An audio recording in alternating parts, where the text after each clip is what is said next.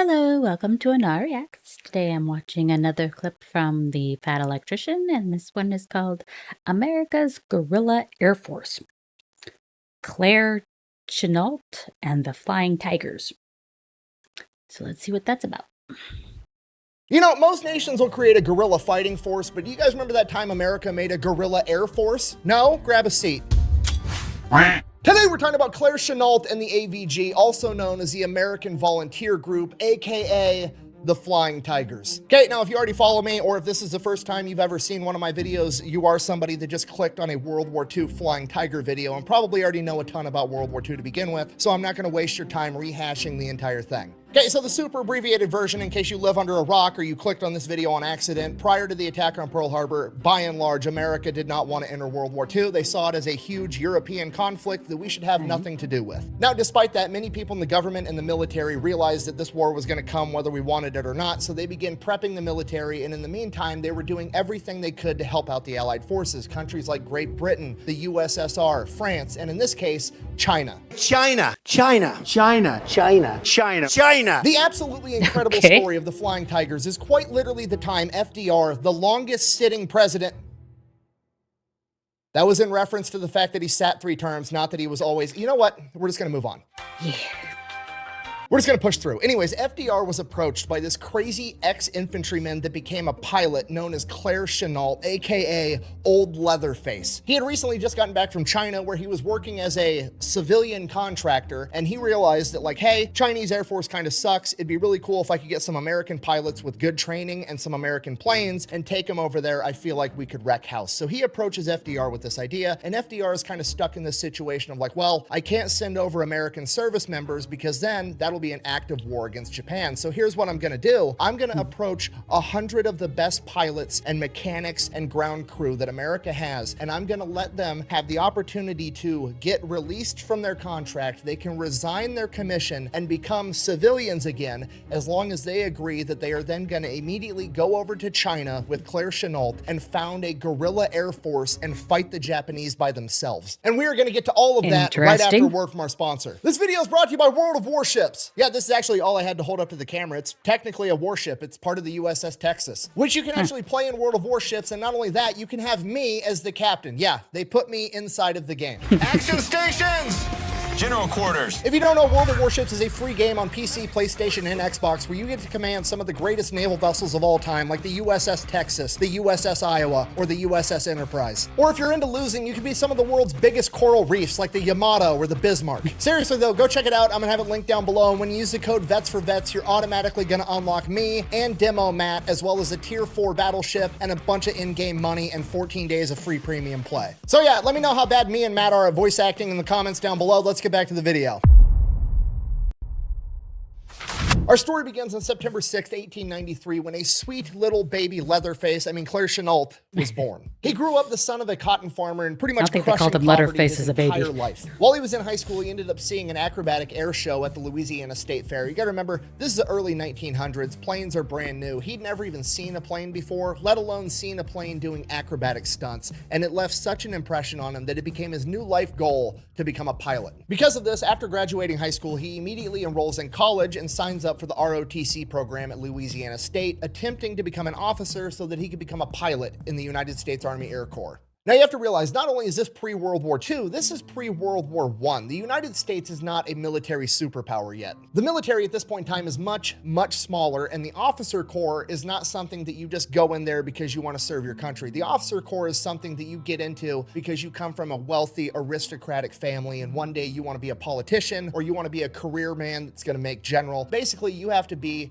from the right family and have the right connections, and as a poor farmer's son, he absolutely did not. He was essentially bullied out of the ROTC program his first year there. He would end up finishing his degree at Louisiana State and going on to become a gym teacher. He absolutely hated it, ends up quitting his teaching job, goes and works at a Goodyear tire plant, finds a wife, starts having kids, starts up his family. Shortly after that, World War I breaks out, at which point he's thinking like, okay, the demand for military personnel just went through the roof. Maybe this is my opportunity to finally get a chance to become a pilot. So he goes, he signs up for the Army. He's eligible to go into the officer training program because he does have a college college degree, and he specifically requests to become a pilot. Now, he does get accepted to be an officer. He goes through the training program, becomes a 90-day wonder where he gets all of his officer training in 90 days. However, in regards to him being a pilot, the letter he received said, and I quote, "Applicant does not possess the necessary qualifications for a successful aviator."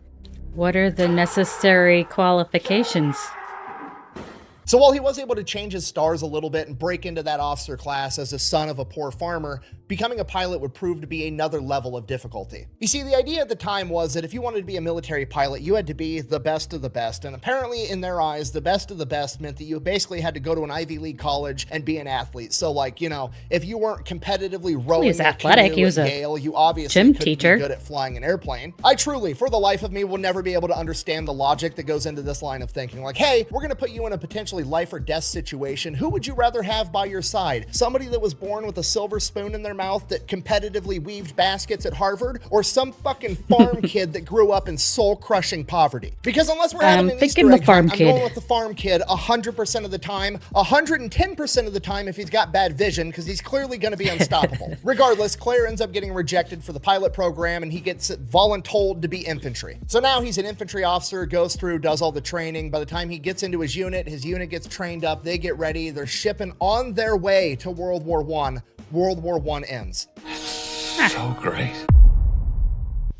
So from here, he gets stationed at this military base down in Texas, and he's there just like teaching people how to do infantry stuff. But this military base also has an airfield. So naturally, he just ends up becoming friends with some of the pilot trainers, and he ends up convincing them like, hey, teach me how to fly one of these fighters. Not only does he learn how to fly, he actually gets so good, they start letting him fly on his own. And the way they're able to do that is the pilots go, they get in their planes, and they drive them or taxi them up to the takeoff line. And then they hop out and let Claire jump in, and then Claire takes off, and he's doing solo flights all by himself. Doing this, he kind of like unofficially logs 80 hours of flight time, gets a name for himself locally, and then they're able to end up pushing him into pilot school. So he's finally going to get a chance. Doing that? So Claire Chennault is now this close to achieving his lifelong dream of becoming a pilot. He just has to pass pilot school, which should be easy because he already has the hours to do so. He just has to go prove the skills that he already has. The problem is he gets there and he's no longer surrounded with all of his pilot buddies. There's nobody there to vouch for him. There's nobody there that likes him. And he is once again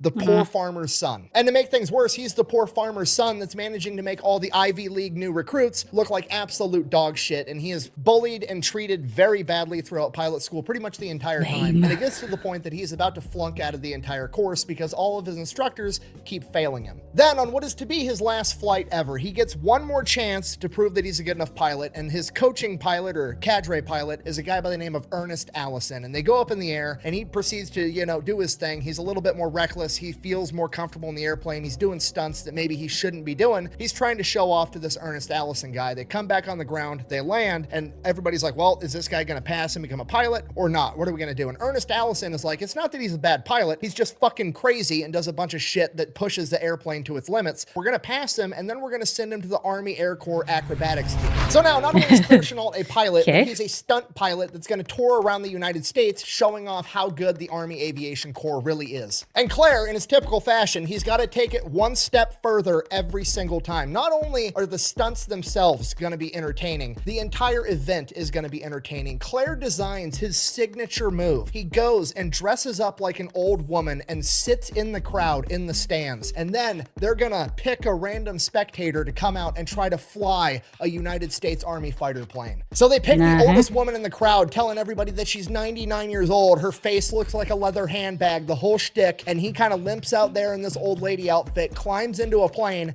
and goes up in the air and starts doing all these crazy fucking stunts. In addition to being a phenomenal entertainer, he is also a tactician. This man is constantly thinking ahead and trying to establish new battle doctrines, despite the fact that he's just entertaining a crowd of civilians during the day. He goes back home and he's writing papers on how aerial warfare should be conducted in the future. Now, at this point in time, leading up to World War II, the predominant theory was that fighter planes were out. They're gone. They're useless now because we've invented the bomber. It's a bigger, better plane. We're gonna cover it with armor and machine guns. And if any fighter plane gets anywhere near us, we're gonna be able to shoot them down. So we might as well just not have fighter planes at all. He wrote multiple papers on it. He tried to establish doctrine of how planes would actually go out and attack bombing formations. He was doing all the intellectual work that went into this, and it made all of the other aerial officers absolutely fucking hate him because he's trying to shoot down their idea of just having heavy bombers all the time. And because of this, for years, he was repeatedly passed up for promotions, and then it got so bad at one point that they tried to actually med board him out of the military. Basically, all the other officers were like, this guy's always fucking coughing all the time, and he has chronic bronchitis because he got the Spanish flu back during like World War I, and the chronic bronchitis just never went away. So they ended up trying to med board him out of the military, at which point he's like, you know what, fuck it.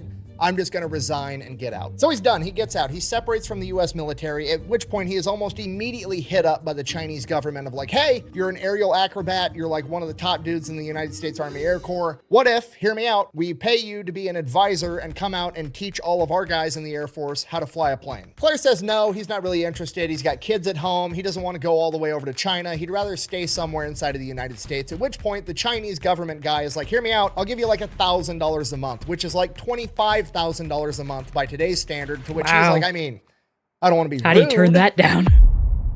So Claire makes his way over to China. He gets there in like either April or May of 1937, and things are way worse than he ever could have imagined. The entire Chinese Air Force only has about 90 functioning airplanes, and they are way outdated. And if that wasn't bad enough, the pilots on average are just they're not very good. So he immediately gets to work. He starts advising the Chinese government on like, hey, here's the planes and the equipment that we need to start procuring. He's trying to train the officers on all the different things they need to do. And he's also trying to train the pilots on how to become better pilots. This goes on for a little while, and honestly, things are going kind of great. The Chinese pilots are very receptive to everything he has to teach them. The Chinese government's very receptive and trying to get him all the equipment that he needs. He's finally getting the respect that he deserves and wished his own government had treated him with all along. But then after being there for about 2 months, in July of 1937, the Japanese attacked China and began the Second Sino-Japanese War. And just so we're on the same page, when I say they started the war, I don't mean they like sent a letter declaring war like, hey, we're fighting now, or they attacked a military installation. No, they just started sending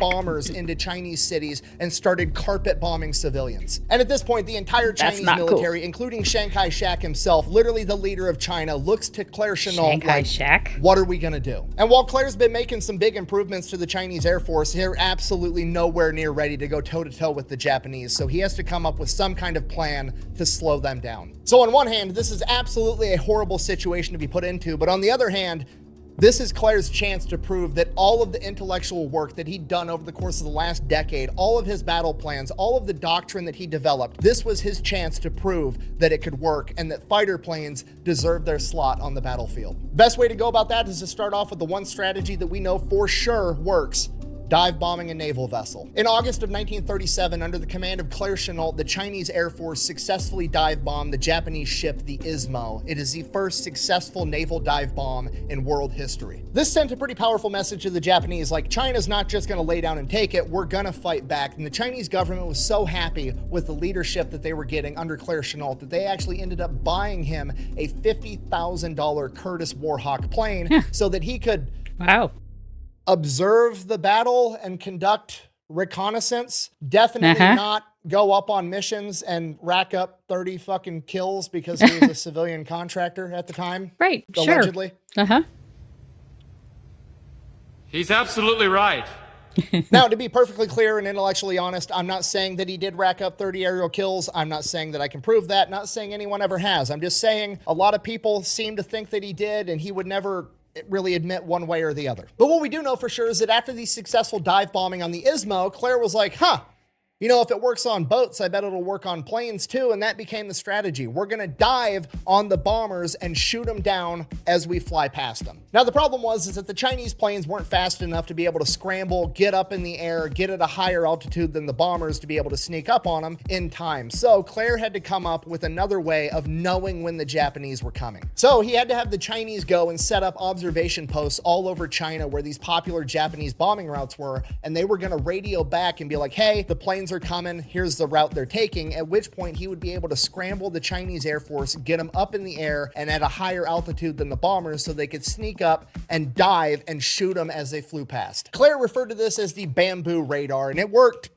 pretty decently well. It would work a lot better if he had better planes and better pilots, but he's doing the best he can with what he has. And he continues to do that for the next 2 years. 1937, 1938, 1939. Claire is there helping the Chinese Air Force fight the Japanese. But eventually the Japanese are just too much and they completely overrun the capability of the Chinese Air Force. All the planes have been shot down, all the best pilots have been killed, and at this point there's nothing left that Claire can do, at least by himself. Now at this point Claire could absolutely cut and run. He's been making $1,000 a month for the past couple of years. He could go back home and live happily ever after, but that's not what he wants. He actually wants to help the innocent people in China that are getting slaughtered by the Japanese military. He knows that he can win this fight. He just needs better pilots with better planes. So with the help of the Chinese government, he goes back to America, goes to Washington, D.C., and begins lobbying the United States government to send over the American Air Force to help out. And you gotta remember, this is January 1941. This is pre the attack on Pearl Harbor, okay? Not going to war sentiment is at a peak in America. So any request for military involvement from him or the Chinese government is shot down immediately, at which point he pivots and he's like, fuck it, what if I just get a bunch of volunteers like me and I get them over there, we'll figure out how to get planes. So that's what he does. He comes up with the concept for the AVG, the American Volunteer Group. He's gonna get a bunch of American volunteers and they are gonna go over there and they're gonna fight the Japanese. And as I'm sure you can imagine, going into military bases and essentially reverse recruiting people out of the military to go fight in a war across the ocean didn't go over that great with many officials or their chain of command. It caused such a stir, in fact, that FDR heard about it, and when he heard about it,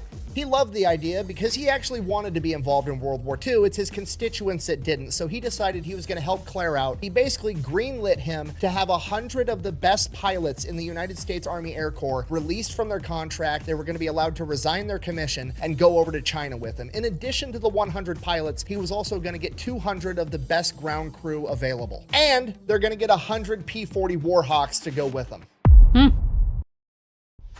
So now Claire and his army of 300 civilians all go, they get passports saying that they are missionaries and teachers and farmers and that they're going over to China to provide aid and relief for some bullshit. They basically smuggle themselves across the ocean and they set up their first headquarters in Burma. Now they go to Burma first because it's technically part of the British Empire, so they're going to be relatively safe, and Claire is going to use this time to be able to train all of his men in all of his new battle tactics and teach them everything he's learned after conducting war against the Japanese for the past several years. And for the pilots, it is a learning experience to say the least, because Claire's battle tactics and doctrine are completely different than anything they've ever been taught. In addition to that, there's a pretty big amount of disbelief when they're told that the Japanese Air Force is actually super legit and should be taken very, very seriously. Because up until this point, all these young American pilots have ever been told was what propaganda was telling them. China was some backwood island nation that we shouldn't have to worry about. They can't possibly develop a good plane, and even if they could develop a good plane, there's no way they could mass produce it, and even if they could mass produce it, we interrupt our program to bring you this important message. And just to reiterate before I say this, I'm not saying this, I'm regurgitating the historical information and propaganda at the time, but that information and propaganda that was being put out basically said even if the Japanese did have good planes, it wouldn't be an issue because Japanese people were flying them, and if they flew towards the sun, they'd have to squint, and when they squint, their eyes would be shut, and then they'd just crash the plane. What? See? Are you kidding? Oh, you don't see it?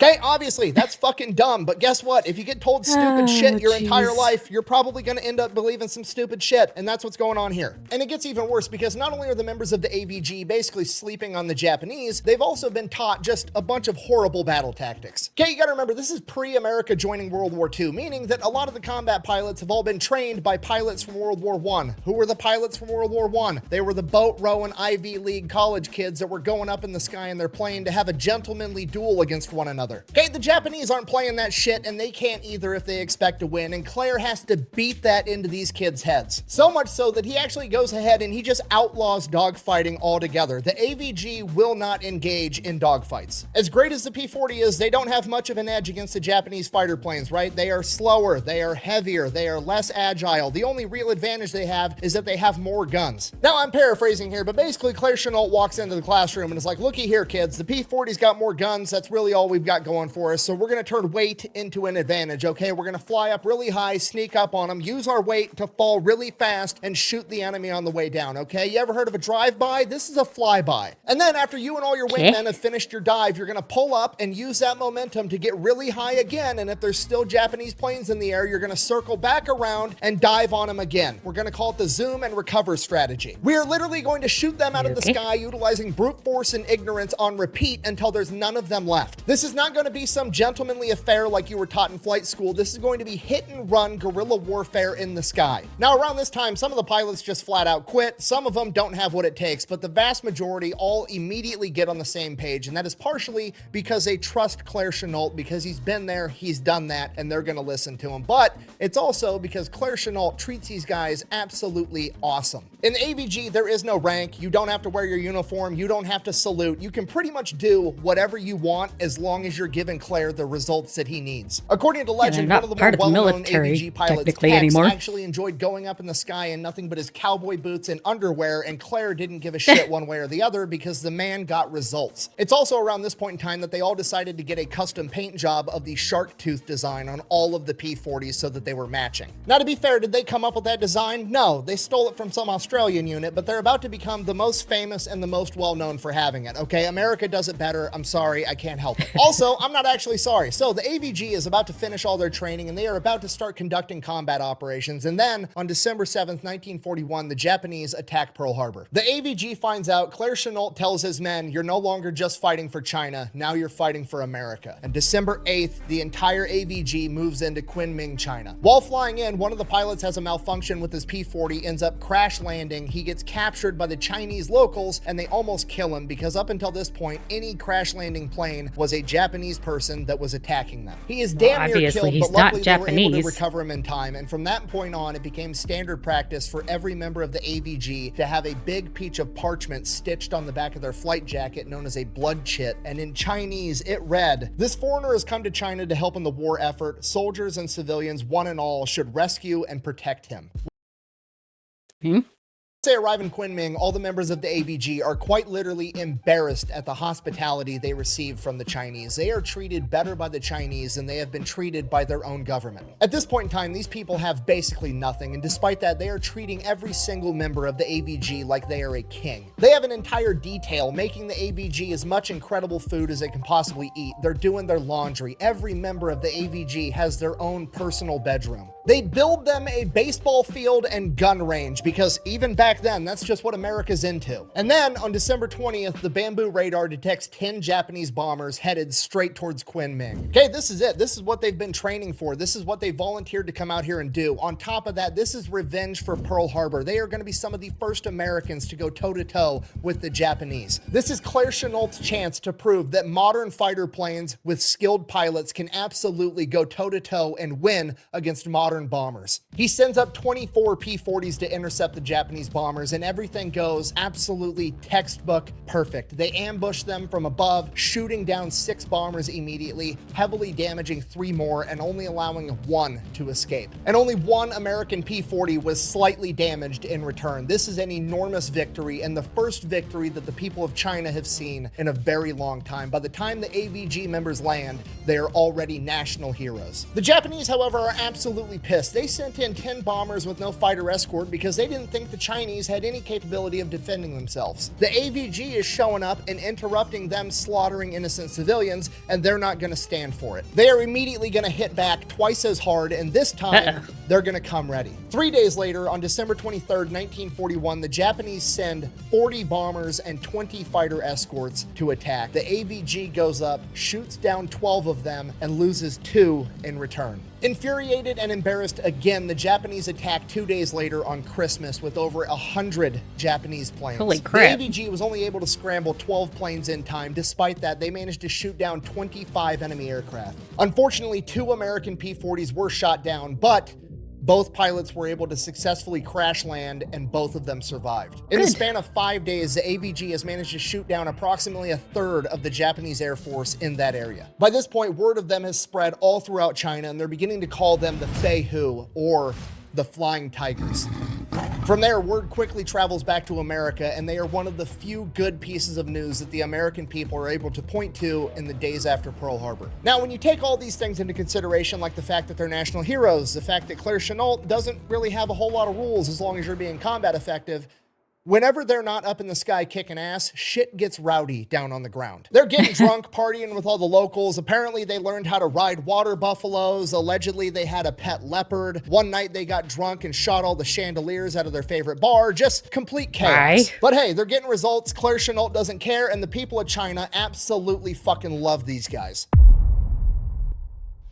Now, because every time Japan sends over a bunch of planes, the Flying Tigers go up and shoot down a shit ton of them, they kind of slow down the whole bombing innocent civilians for fun thing. Apparently, it's not fun to bully people when you get bullied back. Who'd have thunk? Now, despite the fact that the Flying Tigers are outrageously successful and they lose very few planes and very few men in proportion, when you only have 100 planes and 100 men to begin with, it starts to add up pretty quick. By February of 1942, the Flying Tigers only have about 30 operational planes altogether. Some planes were lost completely, some planes were partially damaged and they can't get parts to repair them, as well as just general overall flight use and not being able to maintain them properly. And by this point, Japan has captured every Chinese port, and the only way to get supplies in and out of China is through the Burma Road. It is a 700-mile road through the mountains, and it is probably the most important road in the planet at this point in time, and it is now Claire Chennault's one and only goal to defend it. And because Chennault is a tactical genius, he realizes that the best way to play defense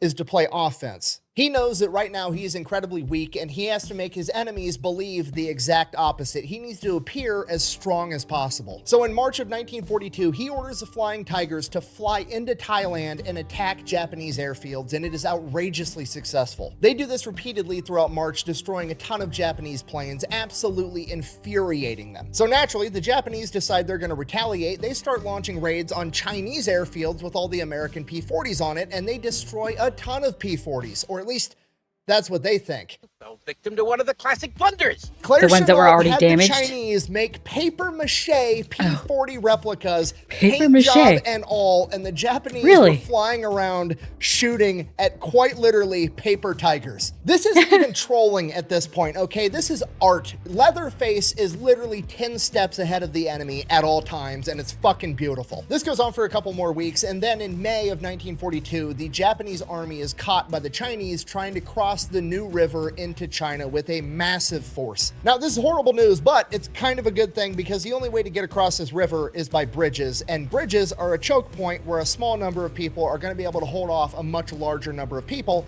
especially if you had some P-40s flying overhead. And as luck would have it, the Flying Tigers just got resupplied with a couple of new Flying Tigers that are capable of carrying bombs.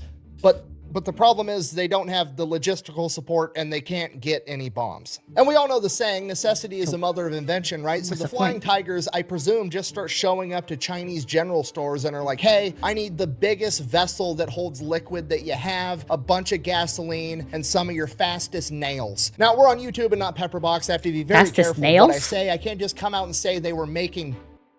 But you're catching my drift. They got creative and manufactured their own equipment. You said bomb. What's wrong with saying bomb? You didn't say bomb. Bomb, bomb, bomb, bomb, bomb, bomb, bomb, bomb, bomb, bomb, bomb, bomb, bomb, bomb. You gonna arrest me? So that alone is absolutely terrifying. But you know what's even scarier is Claire Chennault, the tactical genius, is the one running the show here. And you know what's more effective than just bombing the enemy? If you flew over the river, past the enemy that's pinned up against the river, and just bombed all the supplies trying to get to them. So now the entire Japanese army is just stuck up against this river with no supplies for like a month. The Flying Tigers almost single-handedly halt the Japanese army. Literally hundreds of thousands of men just fucking stuck there and starving. Dude, what do I do? Help! We'll be stuck here forever. Now, by this point, like mid-1942, the American military is really starting to get into gear, and they're actually starting to get forces out into this area, and a lot of the high-ranking military officials do not like the fact that Claire Chennault and the Flying Tigers are by far and away the most effective aerial combat unit in the United States military at this point. They have the most aces. They literally have 25 aces, and they only started off with 99 pilots. They have over a 20-to-1 loss ratio against the enemy, and by far and away the most experienced combat pilots in the world at this point in time. So there's this huge push within the military to basically absorb the Flying Tigers back into the military, and against Claire Chennault's requests and the requests of the Flying Tigers themselves, it gets pushed through, and it's gonna happen. On July 4th, 1942, the Flying Tigers are to be no more. But then the bamboo radar goes off one last time, and for the last time ever, 4 Flying Tigers in their P-40s take to the sky, intercept 12 Japanese bombers, shooting down 6 of them without losing a single man.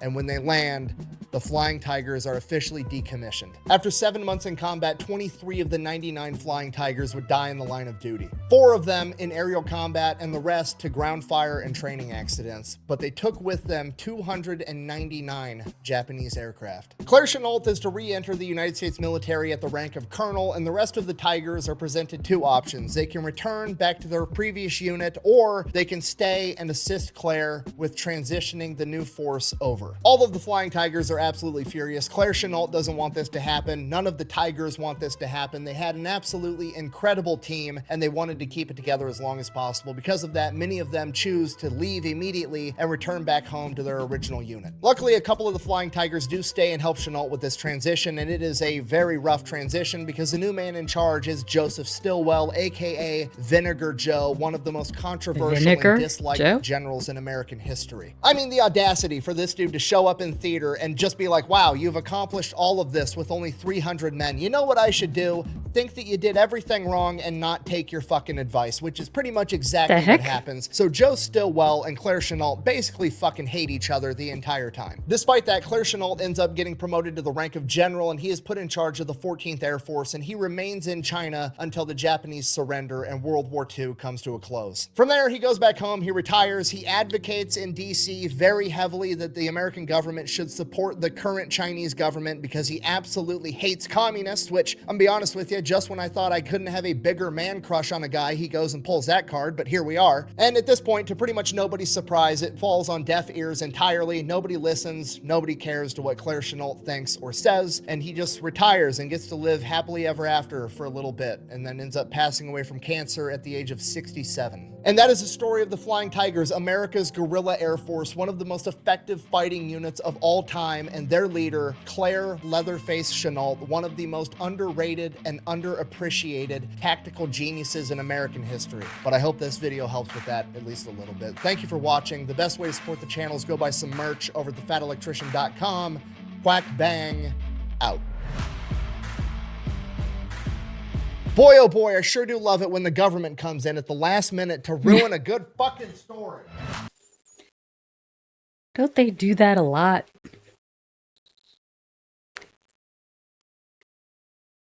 I said before he went over there that he had a family started, and wife and kids, whatever. Did they go over to China with him then? Because it seems like he was over there for quite some time.